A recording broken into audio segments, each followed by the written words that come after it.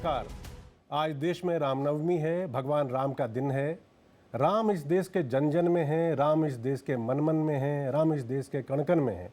राम हिंदुस्तान की सभ्यता भी है और राम हिंदुस्तान की संस्कृति भी है। लेकिन आज जो रामनवमी है वो पूरे हिंदुस्तान के लिए बहुत खास है और उसकी वजह यह है कि ये पहला मौका है, पहला साल है जब अयोध्या में भव्य राम मंदिर के निर्माण के बाद वहाँ पर प्रभु श्री राम की खुशी में हम लोग रामनवमी मना रहे हैं। ये आसान काम नहीं था। बार बार आपने भी सुना होगा कि 500 सालों का संघर्ष, अदालती लड़ाई और बहुत कुछ न जाने क्या क्या देश ने देखा इस दिन के लिए। इसलिए दिन बेहद बेहद बेहद खास है हम सब के लिए।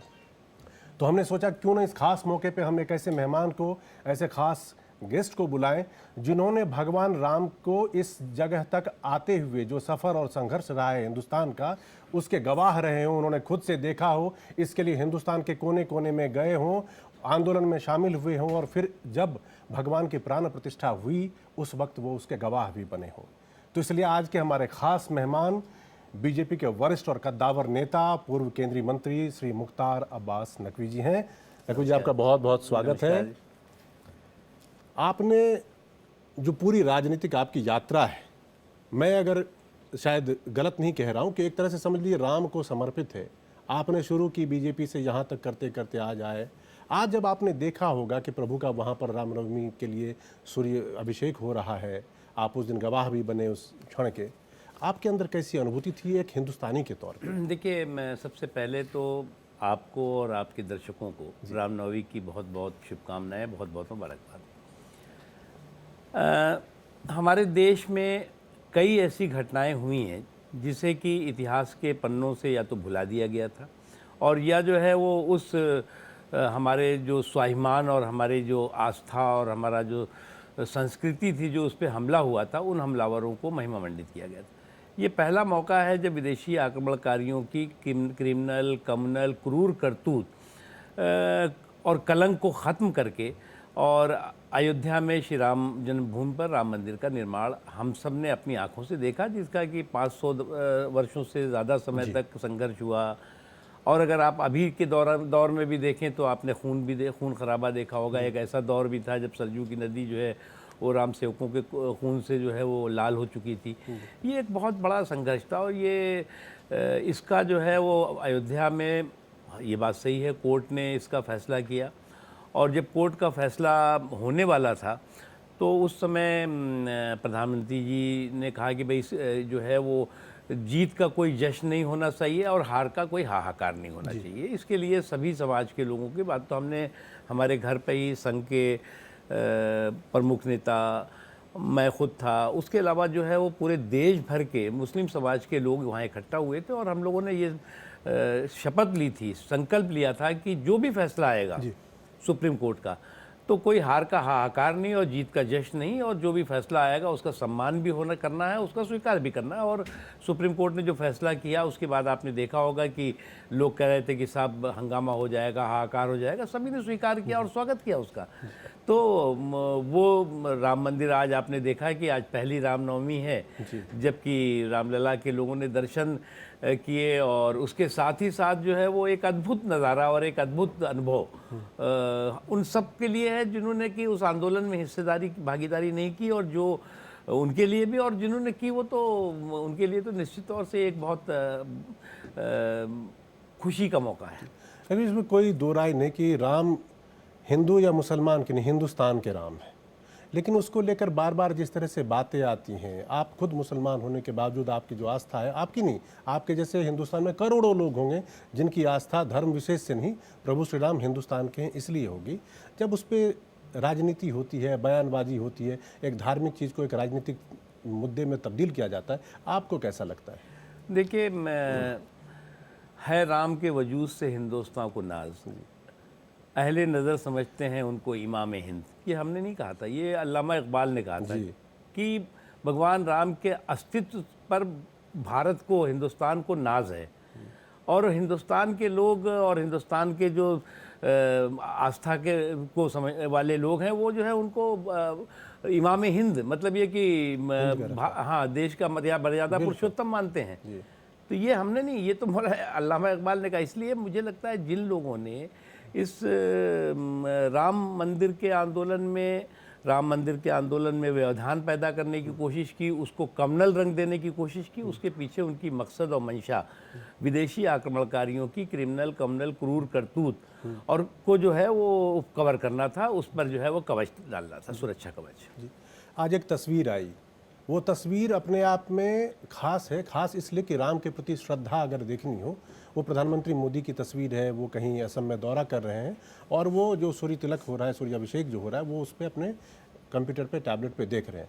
उसमें प्रधानमंत्री जी ने अपने जूते चप्पल उतार रखे हैं और नंगे पाँव से देख रहे हैं। ये एक आस्था का विषय है।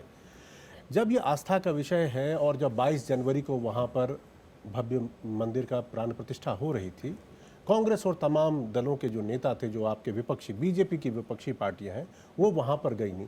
आपको नहीं लगता कि आज रामनवमी के दिन भी उनके लिए शायद एक मौका था, आज चले जाते? उस दिन पार्टी के विरोध करने में नहीं गए तो आज एक बड़ा दिन था, आज चले जाते। देखिए, कभी कभी क्या होता है, कोई मौका मिलता है, उस मौके को भी वो चूक जाते हैं। अब कहते हैं कि ये लिविंग प्लेइंग फील्ड नहीं मिल रही है हमको जी।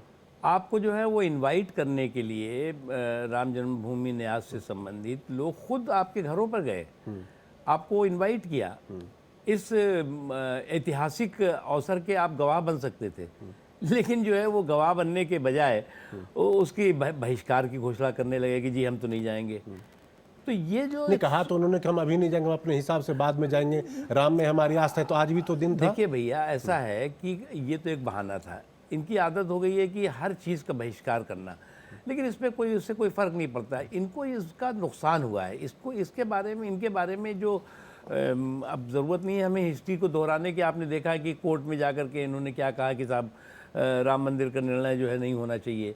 फिर उसके बाद किस तरह से लटकाते रहे, भटकाते रहे पूरे के पूरे इशू को लेकर के। एक चीज़ आपको समझना होगा कि आज अगर लगभग 7 दशकों से ज़्यादा समय से जनसंघ और बीजेपी का जो सियासी सफ़र है, उस सफ़र को देखें। 1951 में जनसंघ का बनती है, श्यामा प्रसाद मुखर्जी बनाते हैं। उसके बाद जो है वो लगातार जनसंघ का सफ़र रहता है। उसके बाद जो है वो 1980 में बीजेपी का गठन होता है। इस दौरान जो है वो अगर आप ये तो जो राम मंदिर का इशू है वो तो एक है, लेकिन उससे भी महत्वपूर्ण है कि बीजेपी की कमिटमेंट क्या था कि राम मंदिर का और 370 का और इवन कॉमन सिविल कोड का, ये 3 कमिटमेंट है। और तीनों कमिटमेंट 2 तो हो गए, राम मंदिर का निर्माण भी हो गया, 370 भी खत्म हो गया और कॉमन सिविल कोड भी शुरुआत तो हो गई है, आएगा। मैं उसकी तरफ आ रहा हूँ, बात करूंगा। तो इसलिए मैंने कहा कि ये जो 70 सालों से ज़्यादा समय का, 7 दशकों से ज़्यादा समय का सफ़र है, उसमें जनसंघ जो है वो अछूत कही जाती रही, बीजेपी असहिष्णुता का शिकार रही। खुद मोदी जी सबसे बड़े सियासी असहिष्णुता के इंटॉलरेंस के शिकार हैं। आपको देख लीजिए, आप मतलब जनता उनको झोली भर भर के जनादेश दे रही है, लेकिन इसको ये एक्सेप्ट करने को तैयार नहीं है, स्वीकार करने को तैयार नहीं है। ये इंटॉलरेंस होता है, ये असहिष्णुता होती है। लेकिन इन सब के बावजूद अगर जनसंघ से लेके भारतीय जनता पार्टी का सियासी सफर देखिए तो दिन दूना रात चौगुना जनता के आशीर्वाद से बढ़ता गया। और आज जो है वो हम 303 से हैं की सीट पे हैं, आने वाले दिनों में हम 400 पार करने वाले हैं। और ये केवल इसी कारण है कि हम देश के आन बान शान और सम्मान के लिए कमिटेड है। एक बहुत इंपॉर्टेंट चीज़ है, मैं उसको जोड़ूंगा आपकी सवाल से। आज जो चुनाव हो रहा है ये बहुत विशेष परिस्थितियों में हो रहा है। मैं इसलिए कह रहा हूँ कि चुनाव तो होते हैं, सभी विशेष परिस्थितियों में। आज पूरे विश्व में क्या हो रहा है? आज पूरे विश्व में युद्ध हो रहा है ज़्यादातर स्थानों पे। आपने अभी देखा कि ईरान है, इसराइल है, फिलिस्तीन है, ये वो तमाम है, यूक्रेन है, फला ढिमाका, पूरा दुनिया जो है वो हाँ युद्ध के एक पूरी तरह से आग में झुलस रही है। बिल्कुल। ऐसे हालात में हमें इस देश में एक स्टेबल सरकार, स्थायित्व से भरपूर सरकार, कैपेबल सरकार और इफेक्टिव और स्ट्रांग लीडरशिप चाहिए। हमें जो है वो संविदा वाली सरकार नहीं चाहिए, हमें रोटेशन का प्राइम मिनिस्टर नहीं चाहिए जो कि ना डिसीजन कर सके ना कुछ कर सके। आज देश के सामने बड़ी चुनौती है। ये चुनाव आएंगे चले जाएंगे, लेकिन अगर कहीं गलती से भी चूक हो गई तो जो दुनिया के हालात हैं, उन दुनिया के हालात में हमारा क्या स्थिति होगी, हम किस स्थिति में खड़े होंगे, ये सोचने की ज़रूरत है। इसलिए इस वक्त जो है वो बहुत स्ट्रांग इफेक्टिव लीडरशिप और स्टेबल सरकार, स्थायित्व से भरपूर सरकार मुल्क की ज़रूरत है। और न केवल मुल्क की ज़रूरत है बल्कि देश के 140-45 करोड़ लोगों का संकल्प है। लेकिन कांग्रेस उल्टा करे कि आप जितने मजबूत अभी हैं, और जो आप अभी बात कर रहे थे कि 400 प्लस सीटें हम इस बार को चुनाव में हमारी टारगेट है और हम हासिल करेंगे, वो तो करे 400 प्लस हो जाएगा तो अब संविधान बदल देंगे, लोकतंत्र खत्म हो जाएगा। ऐसा होने वाला है क्या? देखिए, मुझे क्या लगता है कि बाबा साहब भीमराव अंबेडकर ने जिस संविधान की रचना की, मौलाना अबुल कलाम आज़ाद जिस संविधान का हिस्सा रहे, संविधान के निर्माण का हिस्सा रहे, पंडित जवाहरलाल नेहरू जिस संविधान के निर्माण का, वल्लभ भाई पटेल जी जिस संविधान का निर्माण का हिस्सा रहे, मौलाना हसरत मोहानी, ये तमाम ऐसे महापुरुष थे जिन्होंने कि इस संविधान की रचना की है। इस संविधान की मूल भावना को न कभी खतरा था, न कभी खतरा है, न कभी खतरा होगा। एक ही बार एक देश में खतरा हुआ था, वो था 75। आप जेल में थे? जब मैं जेल में था उस समय, अब मैं 17 साल का था और मैं जेल में था इमरजेंसी में। आपकी उम्र कितने साल थी जब आप जेल गए? 17 साल। 17 साल की उम्र में? 17 ईयर में अच्छा। जेल में थे। और आंदोलन था, छात्र आंदोलन में हम लोग शुरू से ही लगे थे। उस वक्त जयप्रकाश नारायण जी का आंदोलन हुआ था और उस वक्त संविधान के साथ छेड़छाड़ हुई थी। उसके बाद कोई भी सरकार आएगी, कितने भी प्रचंड बहुमत से आएगी, वो हिम्मत नहीं करेगी कि वो उस हमारे देश के संविधान को, संविधान की मूल भावना को टच करे। उसके अलावा वो तो प्रधानमंत्री जी ने भी कहा कि बाबा साहब भीमराव अंबेडकर भी आ जाए तो भी संविधान में बदलाव नहीं हो सकता। बिल्कुल। बावजूद इसके कांग्रेस क्यों ऐसे बात? देखिए, हमारे देश का, दुनिया का अकेला संविधान है जिसमें सर्वाधिक संशोधन हुए हैं। सैकड़ों संशोधन हुए हैं, लेकिन संविधान नहीं बदला। जी, मूल आत्मा तो उसकी मूल आत्मा, इसीलिए हमने कहा कि मूल आत्मा जो है वो उसको कोई टच नहीं हुआ। हमने भी किया संशोधन, कांग्रेस पार्टी रही उसने भी किया, उससे पहले और पार्टियों की सरकारें आई उसने भी किया, लेकिन मूल आत्मा जो है वो घायल ना हो पाई, ना कमजोर हुई है। अब संविधान की बात हो रही, तो संविधान में अभी जिक्र हो रहा था कि संविधान बनाने वाले 80 से 90% लोग जो है सनातनी थे। अब कांग्रेस को जिस तरह से कर रही है और आप लोग हमलावर होकर कहते हैं कि कांग्रेस हिंदू विरोधी, मतलब सनातन विरोधी, राम विरोधी उसकी हरकतें रही। आज जब राहुल गांधी एक प्रेस कॉन्फ्रेंस कर रहे थे तो उन्होंने सबसे पहले रामनवमी की बधाई दी। क्या ये अपने आप में विरोधाभास है या कहने को कुछ और मन में कुछ इस तरह की फीलिंग है? देखिए, मुझे क्या लगता है कि चाहे राहुल गांधी जी हों, चाहे उनके कुनबे के और लोग हों, वो जो है वो कुतर्कोलाजी, एक होता है ना कुतर्कोलाजी, कुतर्कों की, उनकी कुतर्कोलॉजी के ये जो है वो माहिर हो गए हैं। अब इनको दिक्कत ये हो गई है कि ये आज ग्राउंड रियलिटी को न समझने की कोशिश कर रहे हैं, न समझ पा रहे हैं। आज अगर इसका नतीजा क्या है कि आज जो है वो चुनाव के मैदान में रणबांकुरों से ज़्यादा रणछोड़ बहादुरों की संख्या दिखाई पड़ रही है। उसी का नतीजा है कि आज कांग्रेस की खिड़की पे टिकट लेने वालों से ज़्यादा टिकट वापस करने वाले दिखाई पड़ रहे हैं। इसी बेवकूफ़ी का नतीजा है। आज जो है वो देश में जो माहौल है, देश का जो मूड है, उसको आप समझ नहीं रहे। आप कहेंगे जी, मैं कह रहा हूँ लिविंग प्लेइंग फील्ड हमें नहीं मिल रही है। आप फील्ड में हो नहीं, फील्ड के बाहर से बाउंसर मार रहे हो। तो आपने कांग्रेस को फील्ड से बाहर कह दिया, फील्ड में हमने नहीं किया है, खुद है फील्ड से बाहर। कहते हैं लिविंग प्लेइंग फील्ड तो तब होगी जब आप फील्ड में हो। अब आप जो है फील्ड में हो नहीं, फील्ड के बाहर से जो है वो आप या तो हिट एंड रन करोगे या बाउंसर मारोगे। उसका नतीजा क्या हो रहा है कि आप खुद अपने आप जो है वो धाराशायी हो रहे हो। एक चीज़। दूसरी इंपॉर्टेंट चीज़ है कि आज देश में जो कांग्रेस पार्टी या कांग्रेस का जो और ये कुनबा बना है, अब उत्तर प्रदेश है आपका, एक तरफ जो है वो समाजवादी टीपू और दूसरी तरफ सामंती सुल्तान। अभी समाजवादी टीपू और सामंती, आप शब्दों का बड़ा अच्छा इस्तेमाल करते हैं। आपने कहा समाजवादी टीपू और दूसरा सामंती सुल्तान। अब इन्होंने समझौता कर लिया है। अब आज की तारीख तक जो है इनका समझौता जमीन पे दिखाई नहीं पड़ रहा है। आपस में जरूर सिर्फ टवल दिखाई पड़ रही है उनकी, जिनसे समझौता हुआ है।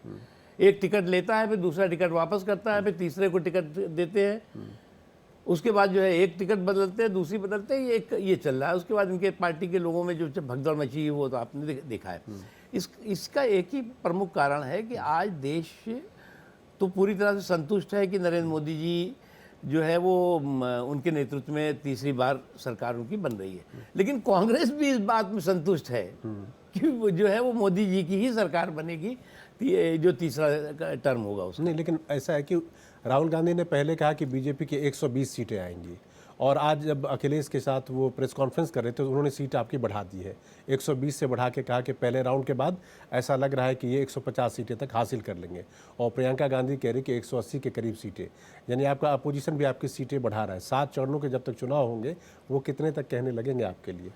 देखिए, नरेंद्र मोदी जी की क्या है कि कुछ लोग हैं जो वक्त के सांचे में ढल गए और कुछ लोग हैं जो वक्त के ढांचे बदल गए। अच्छा। तो नरेंद्र मोदी जी ने जो है वो इन 10 सालों में, 10 साल देखिए बहुत इंपॉर्टेंट है, इसलिए मैं कह रहा हूँ कि ये पहली गैर कांग्रेस सरकार होगी देश की जो बिना कांग्रेस के रिमोट के, बिना कांग्रेस के सपोर्ट के अपने 2 कार्यकाल पूरा करते हुए तीसरे कार्यकाल में प्रवेश करने जा रही है। पहली सरकार मैं कह रहा हूँ, गैर कांग्रेस सरकारें बनी है जी, लेकिन कहीं से कांग्रेस कभी रिमोट लगाती थी और कभी सपोर्ट देती थी और कभी सपोर्ट छीन वापस ले लेती थी।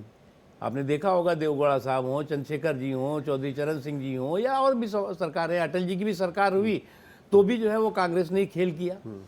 तो आज की तारीख में ये पहली सरकार, गैर कांग्रेस सरकार है जो बिना कांग्रेस के सपोर्ट के, बिना कुनबे के सपोर्ट के ये अपने 2 कार्यकाल पूरा करती हुई तीसरे कार्यकाल में प्रवेश करने जा रही है। ये कांग्रेस पार्टी की कसक भी हो सकती है, प्रॉब्लम भी हो सकती है, और उनको ये लग सकता है कि साहब ये तो हमारा तो जो है वो जन्मसिद्ध अधिकार था, लेकिन अब दिक्कत उनकी ये हुई है कि अब जमीन तो रह नहीं गई जमींदारी का, उनका अभी भी जुनून तो आप बताइए, बीजेपी बार बार कहती है कि कांग्रेस मुक्त भारत, अगर फर्ज करें जिस तरह से कांग्रेस का जनाधार खिसका है और राज्यों से उसकी सरकारें गई और पार्लियामेंट में भी सीटें कम होती रही, एक दिन अगर ऐसा हो कि आपके हिसाब से अगर कांग्रेस बिल्कुल और डाउनफॉल हो जाए तो क्या बीजेपी खुद को लगेगा कि उसके सामने में कोई एक ताकतवर विपक्ष नहीं है, तो ये उसके लिए अच्छा है, या वो चाहेगी कि एक ताकतवर विपक्ष उसके सामने हो जो बार बार याद दिलाए कि इन चीज़ों की भी ज़रूरत है? देखिए, कांग्रेस पार्टी, कांग्रेस मुक्त भारत का क्या मतलब है? कांग्रेस करप्शन, कुशासन और कम्युनलिज्म जी, इसका जो है वो प्रतीक मानी जाती है। और अगर उसका जो है वो आप 5 दशकों का कार्यकाल देखें और उसके बाद जो इनके सपोर्ट से सरकारें चली हैं उनका कार्यकाल देखें तो इनके उसके मूल जो बिंदु, मूल जो उसका केंद्र बिंदु रहा है वो ये तो कुशासन तो रहा ही है, कम्युनलिज्म रहा है और उसके अलावा करप्शन रहा है। ये एक मूल वो रहा है। अब जो है वो आज की तारीख में कांग्रेस, हम तो चाहते हैं कि कांग्रेस पार्टी, अगर भाई ये कुल्हाड़ी लेके खुद अपने पैर पे मारने के लिए लेकिन कांग्रेस तो न्याय यात्रा निकाल रही है आपके अगेंस्ट, कह रही कि 10 सालों में बहुत कोई गड़बड़ गया इसलिए हम न्याय यात्रा निकाला है। उन्होंने अपने घोषणा पत्र का नाम भी न्याय पत्र डाल दिया है कि न्याय पत्र है ये। देखिए, मैं बताऊं आपको, ये बहुत अच्छा है। मैं तो मानता हूं, मैं मुझे as a political activist, as a social activist अगर आप पूछेंगे तो कोई भी पॉलिटिकल पार्टी हो वो अगर अपने अस्तित्व के लिए और जनता के बीच में जा करके जो है वो अपना लोगों का विश्वास हासिल करना चाहती है तो मुझे लगता है कोई बुराई नहीं। लेकिन एक बात आप बताइए, इनका केंद्र बिंदु, इनके पूरे के पूरे इस राजनीतिक यात्रा का या राजनीतिक सफर का केंद्र बिंदु क्या है? मोदी बैशिंग। और मोदी बैशिंग की इनकी जो सनक है वो भारत बैशिंग की साजिश बन जाती है। यानी यहाँ पे मोदी बैशिंग करते रहते हैं, मोदी जी को गाली बकना, अब शब्दों की कब जो है वो पूरा बाढ़ ले जाना। उसके बाद विदेशों में भी जा कर के भारत के बारे में, भारत के लोकतंत्र के बारे में, भारत के संविधान के बारे में, भारत के संसद के बारे में और जो संवैधानिक संस्थाएं हैं उसके बारे में जिस तरह का दुष्प्रचार करना, ये तो कोई सामान्य जो व्यक्ति नहीं कर सकता तो सियासी पार्टी कैसे कर सकती है? अब कहते हैं ये ग्रैंड ओल्ड पार्टी है। ग्रैंड ओल्ड पार्टी की जो है वो आज इस स्थिति पे खड़ी हो गई है तो उसका तो इलाज हम नहीं कर सकते। अब ये कहते हैं जी हमें हमारे सीटें इतनी कम हो गई, तो सीटें हम तो बढ़ाने के लिए नहीं उनके काम करेंगे कि कांग्रेस पार्टी को जो है वो इतनी सीट मिलेगी, लीडर ऑफ द अपोजिशन बन जाए। हम इतना ही कर सकते हैं कि भाई इनकी सीट इतनी नहीं मिली तो इनको हम रिकॉग्नाइज कर लेंगे कि लीडर ऑफ द अपोजिशन नहीं है, तो लेकिन जो नेता विरोधी दल जो जिन जिन व्यवस्थाओं में रहता है उसको उसमें ये रहेंगे जो सबसे बड़ी पार्टी। आपने अभी मोदी बैशिंग की बात की, हम देख चुके हैं पहले के टाइम पर भी कि जब कभी भी प्रधानमंत्री मोदी को गाली दी गई पर्सनल होके, उसका नुकसान उठाना पड़ा उन्हें। बावजूद इसके अभी हमने देखा कि मीसा भारती ने कहा कि हम प्रधानमंत्री समेत सबको जेल भेज देंगे अगर उनकी सरकार आ जाती है। उसके बाद इमरान मसूद ने कहा कि इलाज कर देंगे हम सबका। कल नजरुल वहाँ पे जेएमएम के लीडर है, उन्होंने कहा कि 400 फुट नीचे गाड़ देंगे। जब सब कुछ जानते हैं कि ये उनके लिए नुकसान का सौदा है, फिर भी बार बार प्रधानमंत्री को टारगेट करके पर्सनल तरीके से इस तरह क्यों कहा जाता है? मैंने एक बात आपको कही ना कि बीजेपी तो को अछूत बना के रखा। मुझे अभी तक याद है कि अक्सर जो है वो नेशनल एग्जीक्यूटिव की मीटिंग में जी आडवाणी जी एक बात कहते थे कि बीजेपी जो है वो एके हंगल है जैसी भूमिका में है। अच्छा, यानी कि सब लोग कहते हैं कि बीजेपी जो है बहुत अच्छी पार्टी है, बीजेपी बहुत अच्छा काम कर रही है, बीजेपी का बहुत ज़्यादा अच्छा परफॉर्मेंस है, लेकिन हीरो नहीं बनाएंगे हम। अच्छा, क्योंकि उस समय उनको कहते थे ये तो काउवेल्ड पार्टी है, फिर कहते थे ये तो जो है कम्युनल पार्टी है। आज भी उसी सनक और उसी सुरूर में ये लोग चकनाचूर हैं। आज भी ये बीजेपी को एक्सेप्ट करने को तैयार नहीं है कि बीजेपी नेशनलिस्ट पार्टी है, नेशनल पार्टी है और देश की और मुल्क की हकीकत है। इस बात को आज भी एक्सेप्ट नहीं कर रहे हैं। और इसीलिए मैंने कहा कि जहाँ पर असहिष्णुता का सवाल है तो मोदी जी, मैं मानता हूँ कि इस दौरान इन पिछले कम से कम 3 दशकों से तो मैं देख रहा हूँ राजनीतिक असहिष्णुता के सबसे बड़े शिकार रहे हैं, सबसे बड़े शिकार। आपको याद होगा जब 2014 में जनता ने जनादेश दिया तो इन्होंने आते ही क्या शुरू किया था, अवार्ड वापसी अभियान शुरू हो गया था और पूरे देश में शोर मचाने लगे कि साहब इस देश का तो कम्युनल ताना बाना पूरी तरह से ध्वस्त हो गया, फला हो गया, डिमाका हो गया, ये पूरी दुनिया में ये शोर मचाया। उसके बाद जो है वो देश जो है वो मजबूत भी लेकिन हुआ। इस तरह से जब कभी असहिष्णु हो के बयान दे, चाहे वो मौत का सौदागर का बयान हो, नीच वाला हो, चाय वाला हो, कुछ भी पॉलिटिकली तो हमेशा आपको फायदा ही हुआ, तो ये बात उन लोगों को समझ में नहीं आती है। देखिए ऐसा है कि हमने कहा ना कि ये कुल्हाड़ी, तो कुछ लोग होते हैं ना कि हाथ में लेके घूमते हैं, ये जो है कुल्हाड़ी जेब में रख के घूमते हैं कि कहीं मौका मिलेगा खुद ही अपने पैर पे कुल्हाड़ी मार लेंगे। और इनकी प्रॉब्लम ये नहीं है, देखिए इनकी जो दिक्कत है वो ये नहीं है कि दाल महंगी है, इनकी दिक्कत है कि दाल इनकी गल नहीं रही है इसमें। अच्छा, दाल इसकी जो है वो, इनकी जो है सियासी दाल पूरी तरह से जो है वो हिली बिली है और इसलिए ये मानसिक रूप से इनका जो है वो डिफीट का डिप्रेशन हो सकता है जी, हार का हैंगओवर भी हो सकता है, मैं मानता हूँ। आप तो बंदी बहुत अच्छा नहीं, लेकिन डिफीट के डिप्रेशन और हार के हैंगओवर में आप अगर बिल्कुल जो है वो हताश और निराश दिखाई पड़ेंगे तो कौन आपको ये, जनता आपको कहाँ से जो है वो वोट देगी और जनता कहाँ से आपको सपोर्ट करेगी? अभी आप कह रहे थे कि बीजेपी को, हम सब जानते हैं कि बीजेपी के एजेंडे में जो घोषणा पत्र कह लीजिए इतने सालों की मेहनत में 3 बड़ी इंपॉर्टेंट बातें जिस पे काम, एक आर्टिकल 370 था, राम मंदिर था और यूसीसी की बात हो रही है। ये 3 में से 2 आपके पूरे हो चुके और यूसीसी भी उत्तराखंड में तो लागू हो ही गया और बात हो रही है कि उसको पूरे देश में लगा दिया जाएगा। इसमें कुल मिलाकर जो बात आती है, जो सेंटीमेंट निकल के आता है, प्रधानमंत्री बार बार कहते हैं कि सर्वांगीण विकास के लिए है, लेकिन ऐसा लगता है, ऐसी मैसेजिंग या बार बार लोग भी कहते हैं कि ये मुसलमान विरोधी है, बीजेपी जो भी ये काम कर रही है मुस्लिम विरोधी है। अच्छा, आप एक बार बताइए, जो संविधान सभा की आपने जिक्र किया, जी, संविधान सभा में सभी समाज के लोग थे, सभी धर्म के लोग थे और लगभग आम सहमति इस बात की थी कि कॉमन सिविल कोड होना चाहिए, जो आप उसका अध्ययन भी कर सकते हैं और आप देख भी सकते हैं। उसकी जो प्रोसीडिंग है वो मैंने प्रोसीडिंग देखी है, पार्लियामेंट्री अफेयर मिनिस्टर के नाते मैंने पूरा प्रोसीडिंग पढ़ी। जी, मैं आपको बताऊं उसमें सभी लोग सहमत थे। उसमें 2 मुस्लिम लीग और एक और ऐसी व्यक्ति थे जिन्होंने कि इसका विरोध किया और उस वक्त पंडित जवाहरलाल नेहरू जी थे और लोग थे। उन्होंने फिर जो संविधान का हिस्सा बनना चाहिए जी, वो संविधान के दिशा निर्देश का किस्सा बन के रह गया। संविधान का दिशा निर्देश है कि जो गवर्नमेंट ऑफ द डे होगी, जो सरकार होगी, उसकी संवैधानिक रिस्पॉन्सिबिलिटी है, दिशा निर्देश है उसको कि वो कॉमन सिविल कोड की दिशा में आगे बढ़े या देश को तैयार करे। ये संविधान में है। अब जो है वो कहते हैं, आप इसको कहते हैं कम्युनल वो मुस्लिम समाज को बताइए, मुस्लिम समाज का जो 5 मुख्य कर्तव्य हैं, जी, भाई नमाज हो गया, रोज़ा हो गया, हज हो गया, जो ज़कात मनी जो दान करते हैं आप, और ईमान आपका जो है, इसमें 5 जो आपके कर्तव्य हैं, इस्लामिक कर्तव्य, इस कॉमन सिविल कोड से कौन से ख़त्म हो रहे हैं भाई? कुछ भी नहीं।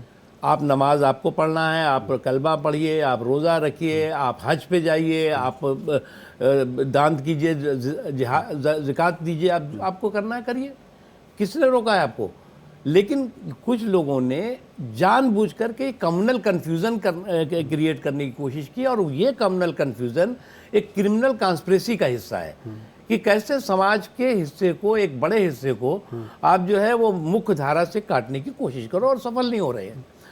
कॉमन सिविल कोड आएगा, इसमें कहीं कोई कन्फ्यूज़न नहीं। इसमें एक बड़ी अहम सी बात है, आप कह रहे कि कम्युनल हिसाब से, कहीं इसके पीछे तो ये नहीं कि अगर मान लीजिए ये लागू हो जाएगा तो मुस्लिम महिलाएं या उसको परिवार से कह लीजिए, जो प्रधानमंत्री आजकल कह भी रहे हैं कि सिर्फ महिलाओं की बात नहीं, मुस्लिम परिवार सशक्त हो जाएगा, और जब वो सशक्त होगा तो धर्म के नाम पर जो दुकानदारी चलाने वाले उनकी दुकान बंद हो जाएगी, इसलिए ऐसा किया जाता है। देखिए, दुनिया के ज़्यादातर जो देश हैं, इस्लामिक देश की मैं खाली बात नहीं कर रहा हूँ, जो देश जो है वो संविधान से चलते हैं, उनमें जो है वो कॉमन सिविल कोड है या कॉमन कोड है। वहाँ पर कहीं पर जो है वो किसी का पर्सनल लॉ नहीं है, कोई मतलब क्रिश्चियन पर्सनल लॉ, मुस्लिम पर्सनल लॉ, फला लॉ नहीं है। लेकिन वहाँ पर उनके जो धार्मिक उनके अधिकार है उस पर कोई ख़त्म नहीं हो रहा है, कुठाराघात नहीं हो रहा है। इसलिए ये बात सही है कि कॉमन सिविल कोड कई ऐसे दकियानूसी जो सोच, हाँ, जो चलन है जी, उस चलन को जो है वो जो है उस पर तो बंदिश लगाएगा।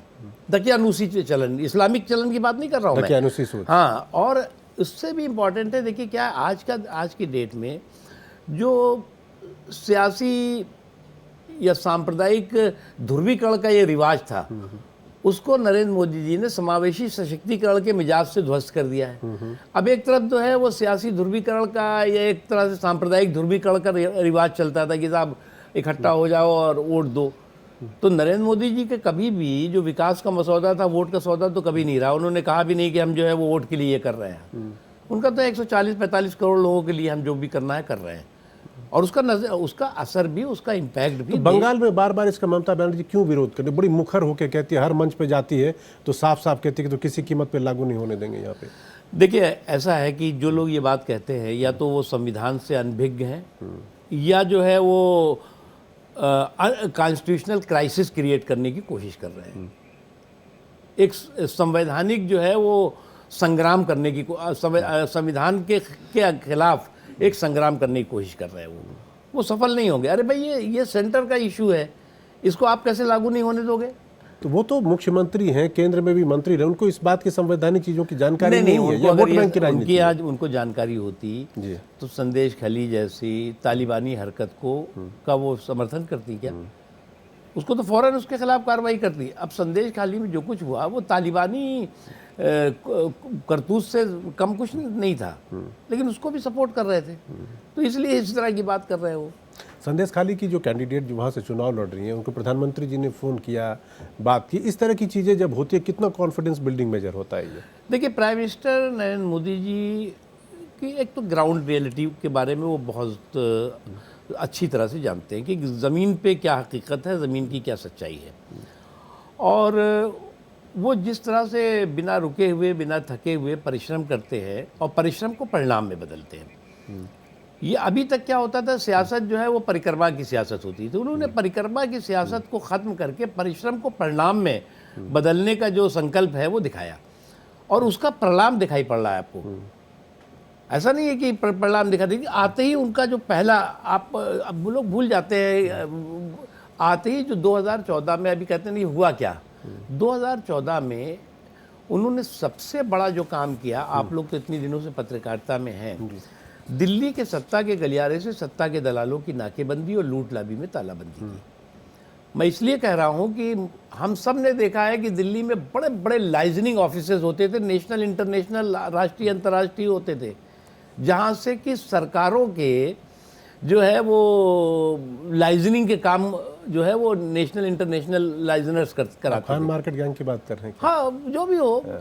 अब क्या हुआ, वो बंद हो गया, ख़त्म हुआ, और एक तरह से ट्रांसपेरेंट व्यवस्था, क्योंकि ये मैं नहीं कह सकता कि जो है वो जो कुछ आपने 70 सालों में गड़बड़ से झाला हुआ वो इतनी दिनों में सब साफ हो गया।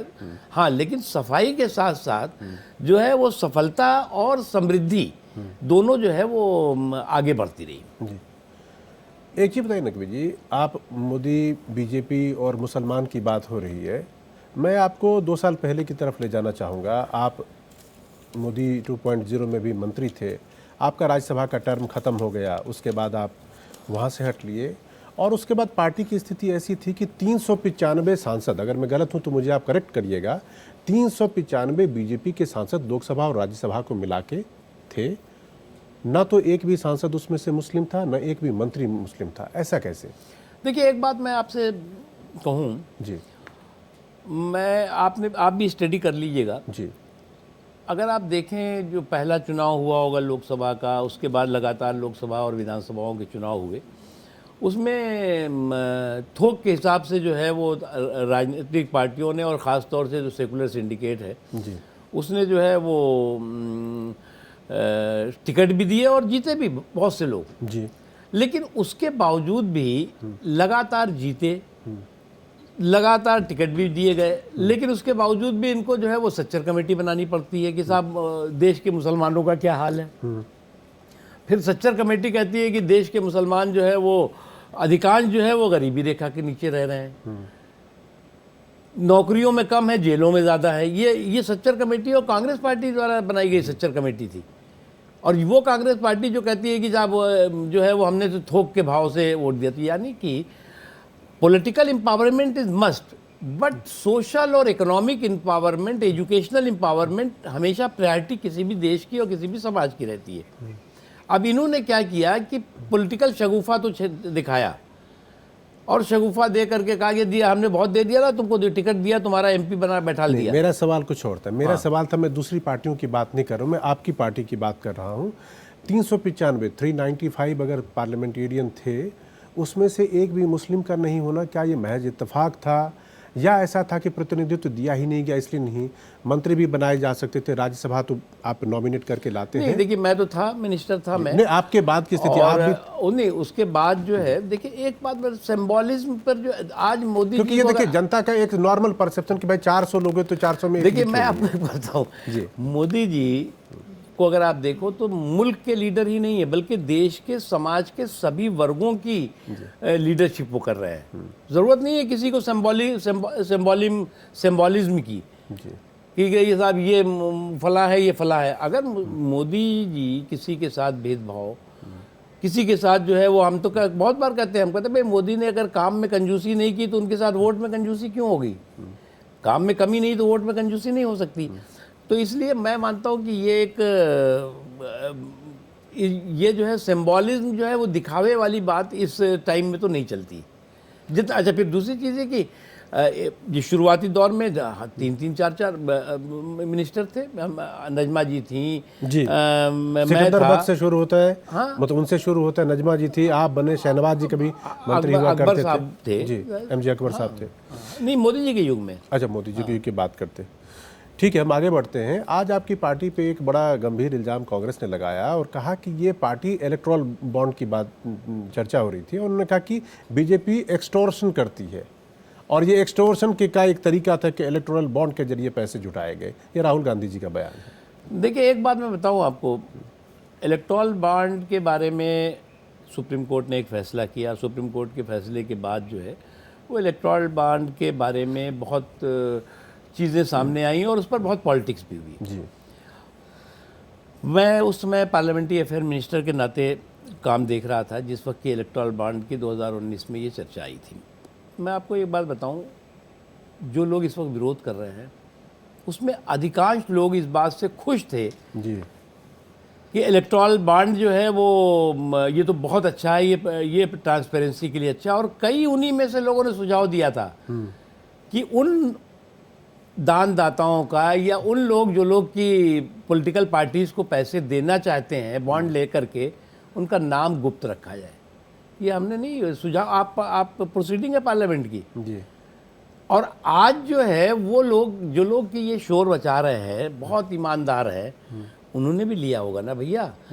तो वो सारा सबसे पहले वापस कर देते, कहते कि साहब ये तो अब असंवैधानिक हो गया, हम वापस कर रहे हैं। किसी ने वापस किया क्या? एक पैसा, एक चवन्नी वापस की किसी ने? भाई आपका मॉरल ग्राउंड है क्या? आपके मॉरल ग्राउंड तो तब होता ना कि हमें जो है वो 200 करोड़ मिला, अब जब असंवैधानिक हो गया साहब वापस कर रहे हैं। हमें 400 करोड़ मिला, हम वापस कर रहे हैं। किसी ने वापस किया? हाँ, मतलब मुंह ज़बानी भाषण हो रहा है लेकिन तो इसलिए मुझे लगता है कि हाँ, पीएम ने भी ये बात कही है कि हर कोई भी चीज़ जो है वो आखिरी तो है नहीं, सुधार की हर चीज़ में गुंजाइश है। अगर आपको लगता है कि इसमें सुधार की ज़रूरत है तो इसमें रिफॉर्म होना चाहिए। आपको लगता है कि कहीं कुछ गुंजाइश है उसमें? बहुत गुंजाइश है, बहुत गुंजाइश है। देखिए कई चीज़ों है। अब आप कई वीवीपैट की बात करते हैं। आप देखिए वीवीपैट कितना शोर मचा हुआ है। जी। मैं उसमें भी मानता हूँ कि सुधार की गुंजाइश है। ऐसा नहीं है अच्छा। कि उसमें किस तरह की, जरा बताएं आप। देखिए मैं बताऊँ आपको, जब वीवीपैट शुरू कैसे हुआ, पहले तो ईवीएम थी। जी। तो इलेक्शन कमीशन ने एक मीटिंग बुलाई 2000 आई थिंक 13 था। उसमें प्रणब मुखर्जी साहब थे, हंसराज भारद्वाज जी जो उस वक्त लॉ मिनिस्टर थे, प्रणब मुखर्जी साहब शायद आई थिंक वो थे फाइनेंस मिनिस्टर रहे होंगे उस समय, और मैं अपनी पार्टी से प्रमोद महाजन जी थे और मैं था, और भी पार्टियों के लोग थे, मतलब सभी ऑल पार्टी मीटिंग थी। उसमें ये सुझाव आया था कि साहब ये लोगों को वोट दिखता नहीं, वोट डाला तो ठीक है, टींगी से बोला, लेकिन कहाँ गया पता नहीं है। तो एक ऐसी व्यवस्था होनी चाहिए जिससे कि वोट दिखे। फिर जो है वो दिल्ली में और देश के अन्य हिस्सों में उस वक्त का जो इलेक्शन कमीशन था, उन्होंने जो है वो एक मॉक ट्रायल कराया, वोटिंग कराई। आप लोग याद होगा अगर, उसमें कई जगहों पे जो है वो लोगों ने लाइन लगाई, हम लोग खुद गए, वोट दिया, उसके बाद देखा कि पर्ची निकल रही है, पर्ची। वो ये पॉलिटिकल पार्टीज के सुझाव पे ये हुआ था कि भाई ऐसा है कि हमारा वोट जा कहाँ रहा है, हमने दबाव दिया, हम देख तो रहे दबाव, टी से भी बोला, लेकिन गया कहाँ। ये एक सुझाव आया, सुझाव के हिसाब से एक सुधार हुआ।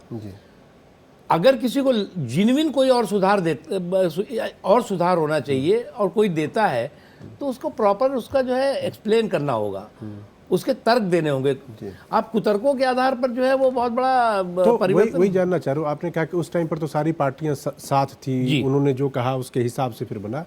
अभी क्या कुछ सुझाव आपके पास आए हैं या सरकार के पास कि विपक्षी पार्टियों ने कि इलेक्टोरल बॉन्ड को इस तरह से होना चाहिए था, ये करते तो बेहतर था? देखिए ये जो है अब नई सरकार बनेगी, पार्लियामेंट नई बनेगी, और अगर उस वक्त जो है वो जो तमाम चाहे पॉलिटिकल पार्टीज़ हों, चाहे एक्सपर्ट्स हों, चाहे जो फाइनेंशियल क्षेत्र के लोग हों, आर्थिक क्षेत्र के लोग हों, सामाजिक क्षेत्र, उस समय कोई सुझाव आएगा तो वो सरकार ज़रूर विचार करेगी, क्यों नहीं करेगी। पीएम ने तो ये भी कहा है कि भाई सुधार की हमेशा गुंजाइश रहती है, अगर कोई सुधार अच्छे सुझाव देता है तो हम उस पर आगे सोचेंगे। अब मैं लौट के आता हूँ चुनाव की तरफ और ख़ासतौर पे उत्तर प्रदेश की तरफ। आप पहली बार जो लोकसभा चुन के आए वो रामपुर से था 98 में, और रामपुर का जो मुरादाबाद वाला जो एरिया है, चाहे वो रामपुर हो, मुरादाबाद हो, उसके आसपास की सीटें, वो बीजेपी के लिए समझिए दुखती रह गई। पिछले चुनाव में आपका परफॉर्मेंस वहाँ पे अच्छा नहीं रहा था, आप लगभग सारी सीटें हार गए। इस बार आपकी पार्टी ने क्या रणनीति में कुछ बदलाव किया है ताकि वहाँ पे लोगों को का समर्थन मिले? और दूसरा मेरा सवाल ये है, आप तो वहाँ के, आपकी पॉपुलैरिटी इतनी ज़्यादा है, आप सांसद भी रह चुके, क्या आपको कभी दिल नहीं किया कि मैं भी चुनाव लड़ जाऊँ रामपुर से? देखिए मैं तो अभी चुनाव लड़ाने में लगा हुआ हूँ, मुझे चुनाव के प्रबंधन का काम मेरे पास है, उसके अलावा जो है वो कैंपेन वगैरह कर रहा हूँ। पार्टी जो है वो पार्टी ने बहुत 91 में लड़ा, जबकि कोई सोच नहीं सकता। 91 के पहले चुनाव के बारे में आप कितने वोट से हारे थे तब? मैं 13 वोट से हार गया, वो भी जो अपनी सिर्फ 13 वोट से? स्टूडेंट टाइप आंदोलन जैसा होता है उस तरह से लड़े, और मैं उस कॉन्स्टिट्यूंसी से लड़ा जहाँ पर बीजेपी को 4000 3000 मऊ, हाँ मऊ से। तो मऊ उस समय जो है वो कामरेडों का गढ़ हुआ करता था जी, और 91 में बीजेपी का उतना कुछ नहीं था, और कामरेडों का गढ़ था या फिर कांग्रेस का गढ़ था जी। कभी बीजेपी का वो बहुत ज़्यादा वो नहीं था। वो फिर गए, लड़े, लोगों का विश्वास, लोगों का सहयोग, सपोर्ट मिला, और जो है वो फिर वोटिंग के काउंटिंग के समय हम पहले ही जो है सब लोग जुलूस वुलूस निकल गया, बाद में जो है वो अंदर कामरेडों ने खेल कर दिया, कांग्रेस ने मिल करके, तो आप सिर्फ 13 वोट से हाँ तो हार गए। और फिर उसका हुआ ये कि इलेक्शन पिटीशन हुआ इलाहाबाद हाई कोर्ट में, और इलेक्शन पिटीशन में हम जीत गए, और उसमें जो है वो लगभग 8,300 वोट से उसमें रिकाउंटिंग में जीत गए। लेकिन जिस दिन इलेक्शन का रिजल्ट आने, जैसे आज ये रिकाउंटिंग हुई, जी सुबह जो है वो कोर्ट डिसीजन देने वाली थी। ठीक है। तो बाबरी मस्जिद का डिमोलिशन हुआ था, तो बाबरी मस्जिद के डिमोलिशन के बाद जो है वो सरकारें डिमोलिश हुई और विधानसभा भंग हुई। उसमें यूपी भी भंग हो गई। मतलब अब विधायक बनते बनते जो है ऐसे दिलचस्प तरीके से रह तो गए। लेकिन फिर 98 में जब आप रामपुर से लड़े तो आपको जबरदस्त जीत मिली वहां से, और फिर उसके बाद आप राज्यसभा में रहे, बाकी चीजें। मैं ये कहते जब कोई भी चीज़ अगर मान लीजिए जो कमज़ोर है पार्टी के लिहाज से, पार्टी तो अपना बेस्ट फुट फॉरवर्ड, आप वहाँ पे लोधी जो आपके उम्मीदवार हैं उनके नॉमिनेशन में भी गए हुए थे। आपके हिसाब से पश्चिमी उत्तर प्रदेश का जो वो हिस्सा है उसकी मजबूती या उस पर बीजेपी के पकड़ के लिए पार्टी क्या करेगी कि आपके परफॉर्मेंस? देखिए, मैं मानता हूँ कि इस बार जो है वो जो पिछली बार रिजल्ट था जिसमें बीजेपी ने बहुत अच्छा परफॉर्मेंस नहीं किया था, उस वक्त समाजवादी पार्टी और बहुजन समाज पार्टी ने मिल करके रामपुर भी जीती थी बाई इलेक्शन से पहले, रामपुर जीती थी, मुरादाबाद जीती थी, संभल जीती थी, अमरोहा जीती थी, इवन बिजनौर जीती थी और सब सीटें जीत गई थी। वो पूरी की एक तरह से बिल्ड जो है वो इस बार जो है वो उल्टा होगा। इस बार जो है वो भारतीय जनता पार्टी इस पूरे के पूरे क्षेत्र में बहुत ही अच्छा परफॉर्मेंस करने जा रही है और लगभग 95% सीटें भारतीय जनता पार्टी पश्चिम यूपी की और ख़ास तौर से इस बेल्ट की अपने की झोली। मतलब आपको भरोसा है कि अब तक का जो बेस्ट परफॉर्मेंस 2014 का था उससे भी बेटर परफॉर्मेंस बिल्कुल होगा, बिल्कुल होगा। देखिए क्या है कि आज जो है वो जो मतदाता है वो अभी जो है वो मैं एक बार मुसलमानों में भी देख रहा हूँ कि जो बीजेपी को हराने का एक रिवाज था वो मोदी को जिताने के मिजाज में बदल गया है। आज जो है वो बीजेपी को हराने वाला जो रिवाज चल रहा था कि बीजेपी हरा दो कोई भी जीत जाए, तो बीजेपी को हराने का जो रिवाज था वो मोदी को जिताने के मिजाज में समाज के सभी वर्गों में ये परिवर्तन दिखाई पड़ रहा है, ज़मीन पे दिखाई पड़ रहा है। तो आप कह रहे हैं कि ये जो सीटें हैं, चाहे रामपुर हो, मुरादाबाद हो, अमरोहा, संभल, बिजनौर, नगीना, मैनपुरी, इस तरह की सीटों पे इस बार आपके अच्छा परफॉर्मेंस होगा, बहुत अच्छा होगा। अब मैं थोड़ा सा पॉलिटिक्स छोड़ देता हूँ और मैं दर्शकों को बताना चाहता हूँ कि हम लोग समझते हैं कि पत्रकार होके कलम के धनी हम ही हैं, हम ही लिखते हैं, लेकिन नकवी साहब जितना बेहतरीन लिखते हैं बहुत कम लोगों को मालूम है। मेरे ख्याल से आपकी 4 किताबें अब तक आ चुकी हैं। आपकी किताबों का जो मैं टाइटल देखता हूँ, स्याह, बलवा, दंगा, ये तीनों को साइबर सुपारी चौथे में उस पर बाद में आ रहा हूँ क्योंकि उसका थोड़ा, इन तीनों किताबों का नाम सुन के ऐसा लगता है कि इस किताब में कोई कसक है, वो एक रिफ्लेक्शन है। देखिए एक बात बताऊँ मैं आपको, किताबें तो बहुत आती है और ख़ास तौर से ये जो हमारे दर्शकों को आप बताएं कि किताबों का मजमून क्या है। हाँ, एक ये जो आपने साइबर सुपारी और दूसरा जो है वो बलवा, दंगा, स्याह, और ये जो इसमें 2 तो हमने जो है कोविड के टाइम में 1.5-2 साल में लिखी।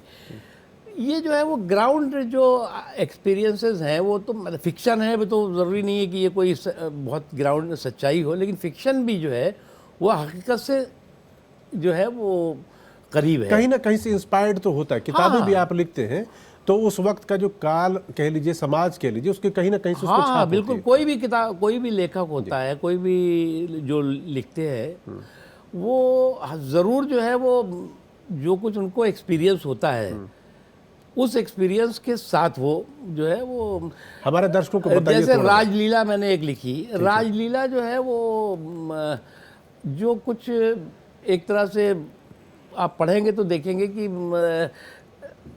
रिजर्वेशन हुआ पंचायतों के बाद जो है वो अब मतलब बेचारी महिला के बजाय प्रधान पति सामने दिखाई पड़ता है। ठीक है। मेंबर जो होता है मेंबर के बजाय मेंबर पति, पता लगे यहाँ तक पंचायत का जो चेयरमैन होती है उसी पे तो चेयरमैन पति होता है। उसी पे तो नहीं वो वेब सीरीज पंचायत जो है तो उसी पे तो नहीं आपकी किताब में वही कही है जी।